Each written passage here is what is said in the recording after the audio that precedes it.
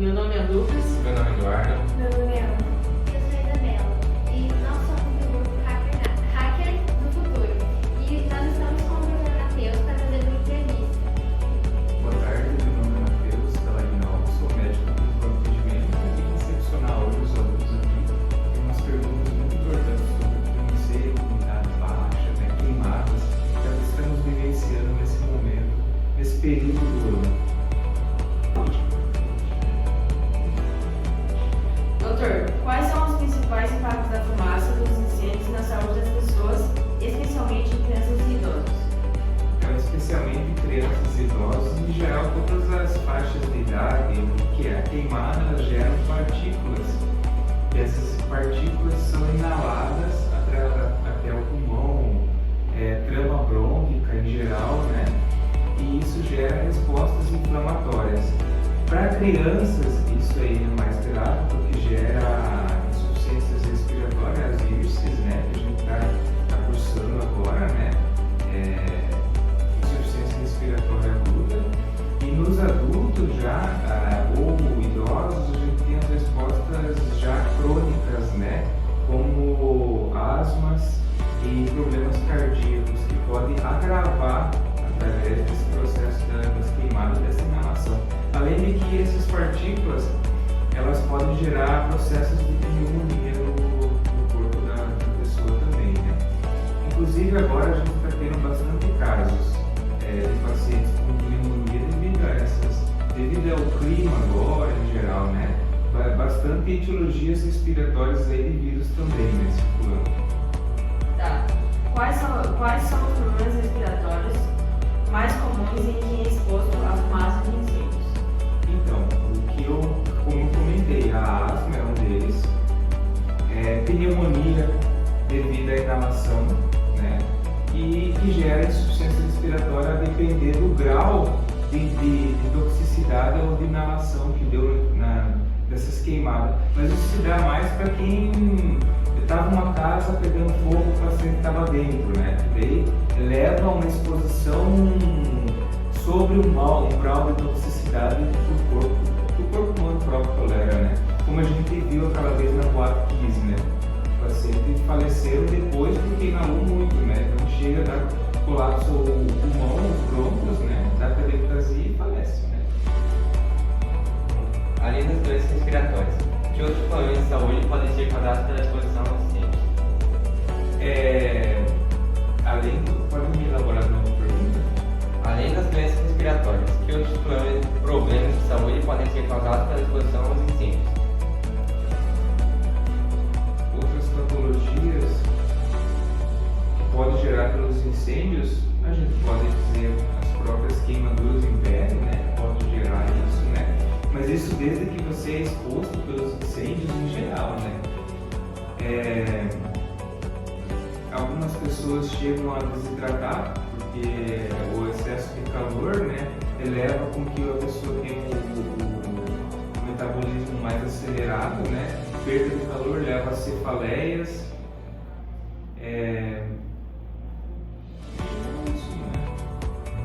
E quais Mais problemas mais associados, né, coligados a isso, no geral pode ser qualquer um, né? Desidratação, diarreias, gastroenterites em gerais, né? E quais sinais e sintomas indicam que uma pessoa pode estar sofrendo os efeitos da fumaça de incêndio?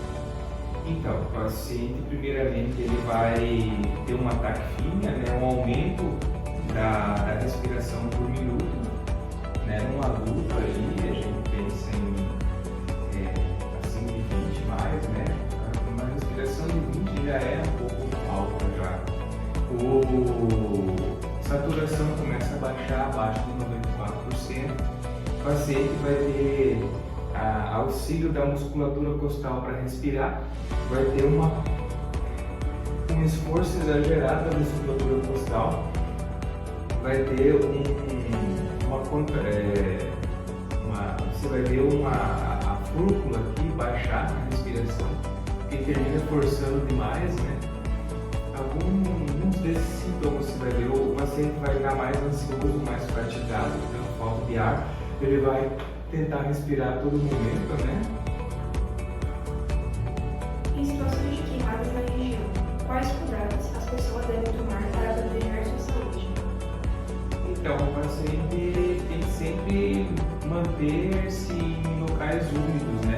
eu falo assim, queimada, mais clima seco, com umidade baixa, todos esses problemas que eu falei pode desencadear, tanto para aqueles que não têm patologias crônicas, como principalmente para aqueles que já têm problemas de base, né?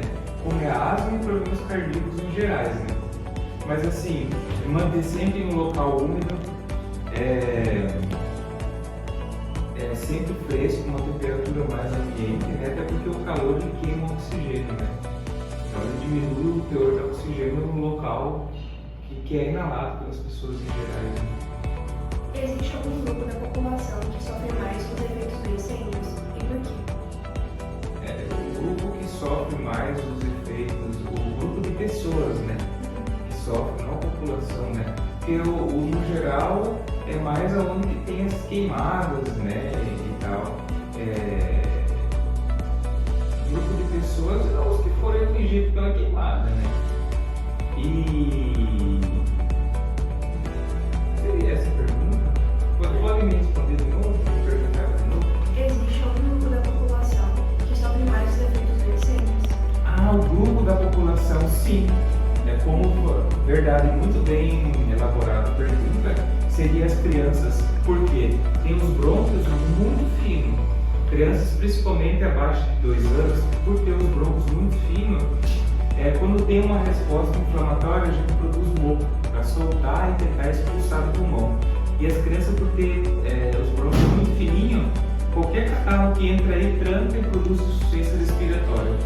Então as crianças terminam sofrendo mais, viu? É o grupo que para mim é o mais especial, que a gente tem que dar mais atenção, né? E os idosos em geral, porque já tem uma fragilidade maior, né? Quais são as principais orientações das autoridades de saúde durante os períodos de queimadas intensas? Quais as principais orientações? Evitar, isso dali não é nem tanto da medicina, mas assim, evitar não jogar fogo no quintal, não jogar fogo ou bituca de cigarro ou algo nas estradas, né? Para evitar que tenha essas queimadas que terminam sofrendo não só você, como no geral todos, né? A região onde acometeu isso, né? Na sua opinião, como a comunidade pode ajudar a prevenir incêndios e proteger da saúde coletiva? Como eu disse também, evitar que tenha focos de queimada. A gente sabe que na época do calor é muito fácil até mesmo surgir queimadas, dependendo do grau de umidade baixa, o calor do sol afetado em cima do solo e sobre os resíduos secos, né? Sempre que tem um foco de queimada, tentar conter. Isso vem mais em campo aberto, né? Mais que tudo, né? Nessa época de seca, então, a gente tende a colocar as folhas para fora e botar fogo. Evitem, né? Clima seco, umidade seca, gera redemoinho, puxa ali uma fagulha, esse fagulho vai longe de quilômetros, cai ali e continua queimada, né? A gente sabe que é mais difícil controlar uma queimada na época da seca, então são medidas mais para prevenção mesmo do que não tenha a anoxa, que é o próprio causante, que é a queimada em si, que daí gera todos esses problemas respiratórios. E essa foi a entrevista